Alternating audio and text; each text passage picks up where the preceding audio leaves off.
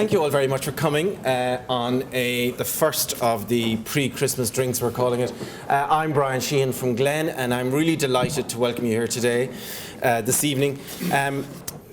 One of the things that GLEN has always tried to do is keep a close eye on what it's doing and how it's doing it, and what is it that we're doing works and what is it we're doing doesn't work.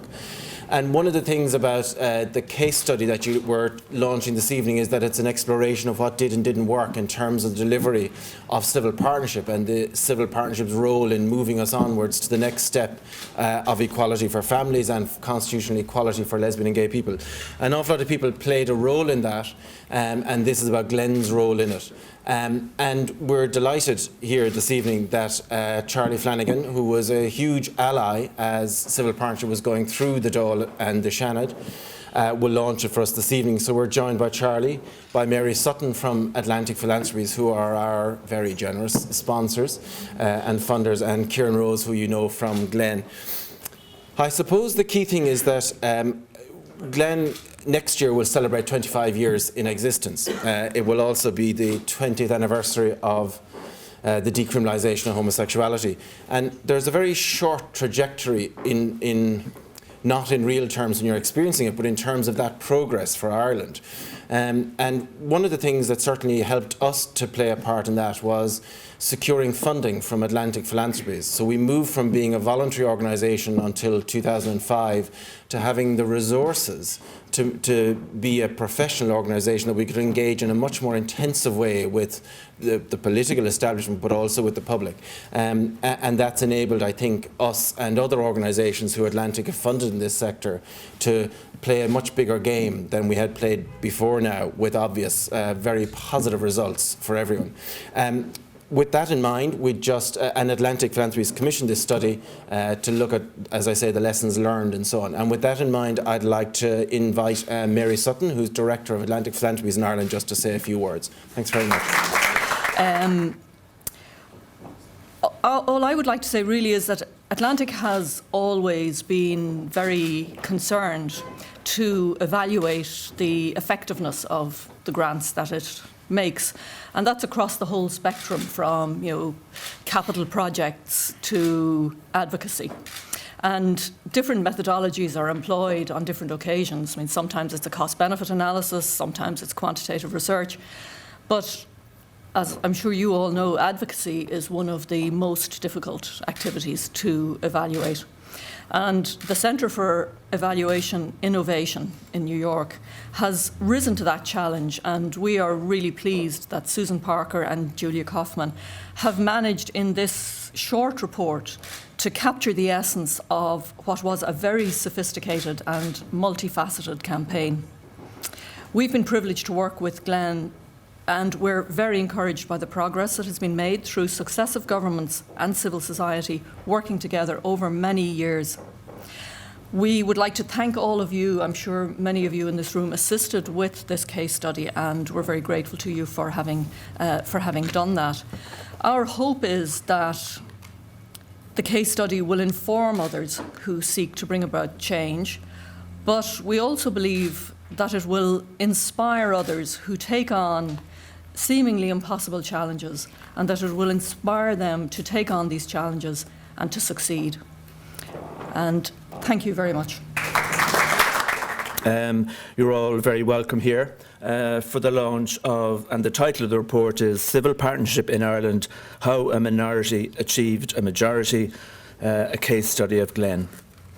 And I'd just like to pay a particular thanks to Charlie Flanagan, TD, who's chair of the Fine Gael Parliamentary Party and who is our guest speaker here tonight, for coming along here tonight, and in particular tonight because I can imagine the huge, and I'm sure you can imagine the huge time pressures and stress he is under in terms of the launch of the report today. Charlie was a spokesperson for Fine Gael at the time the bill was being prepared and it was going through the Dáil and Senate, and he played a critical role in the speedy enactment and in the near unanimous passage of the bill through the Houses of the Oireachtas. And just to recall a particular contribution that Charlie made, he arranged for us to brief the Fine Gael Parliamentary Party on the bill. And he succeeded in getting Enda Kenny, then leader of the opposition, to attend. And so he really brought Fine Gael along very strongly with the legislation. It's always difficult, I would imagine, for an opposition. There's always a desire to oppose, to perhaps try and trip the government up, but there was none of that, and none of that from Fine Gael, and I think that was due to Charlie. And to be fair to all the political parties and the independents, there was none of that, what you might call playing party politics. I would also, obviously, and to reiterate Brian Sheehan, the welcome for Mary Sutton from Atlantic, who commissioned the report and were our funders. And the critical thing, I suppose, and maybe Brian couldn't say this, is that the critical thing about the funding from Atlantic was that it allowed us to employ the most skilled people, the most qualified people, very determined people, very professional people, and it was that resource which undoubtedly allowed us to achieve the Civil Partnership Bill in that record period of time, and in terms of its quality and in terms of the fact that it's marriage-like. And I would, on behalf of the board, again really like to thank the full-time people in GLEN and Atlantic for providing for that, allowing us to do that. Of course, this brings me to the second point, is that you can have all the resources you want in the world, but if you don't have the right strategy, you'll go nowhere. And that's why we welcome this report so much, because this is looking at a particular strategy, a particular campaign. It's looking at what strategies worked, and it's so that we can learn the lessons from that going into the future for the lesbian and gay community and for the wider movement for social change in Ireland.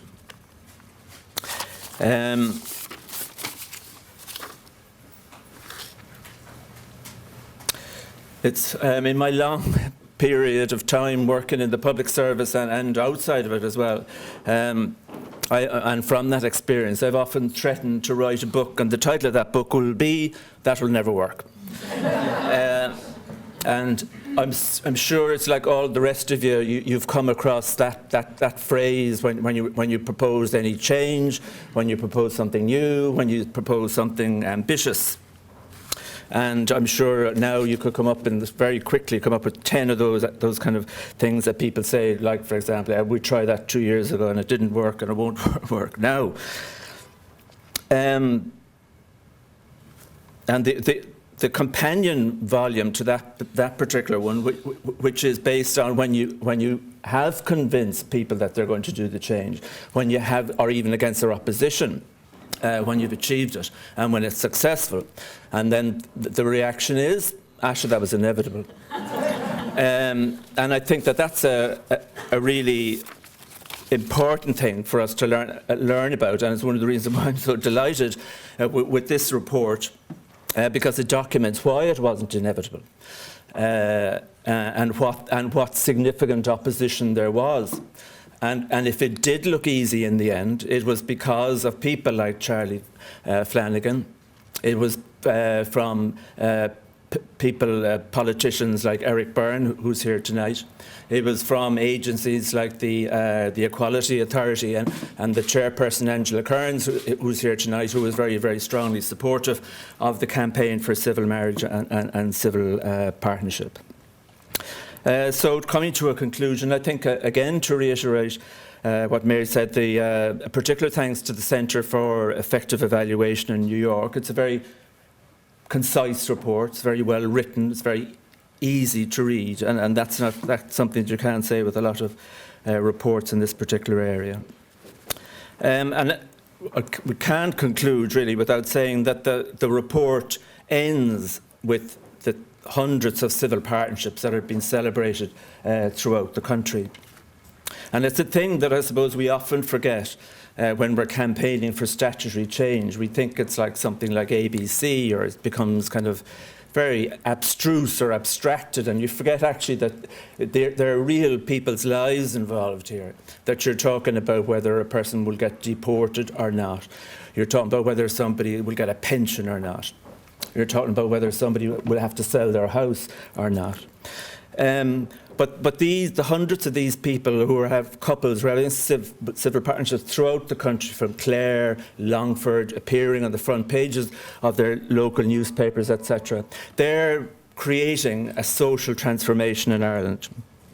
And we are experiencing an accelerated momentum towards civil marriage, and they are the agents of that. They are the people who are creating that. And we would say in GLEN that they are the pioneers or the heroes of this, what we are now experiencing, this very strong momentum towards civil marriage. They have brought the day of civil marriage much, much closer.